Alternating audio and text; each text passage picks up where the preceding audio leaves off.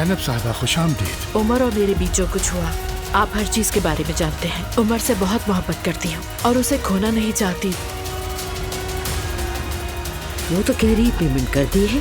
System में तो कुछ भी शो नहीं हो रहा, कैसे की होगी? अजीब वसवसे आ रहे हैं मेरे दिल में नूर। कहीं उस धोखेबाज औरत को तो नहीं दे दिए पैसे? किसे? मरवा को? मैंने तो सोचा भी नहीं था वो इतना रोमांटिक निकलेगा। कल की शाम बहुत अच्छी थी। मुझसे बहुत बड़ी गलती हो गई, मैंने दुआ को धोखा दिया। मुझे इस तब्दीली पर एतराज नहीं है, बस ये जानना चाहती हूँ कि ये आखिर है किसकी देन।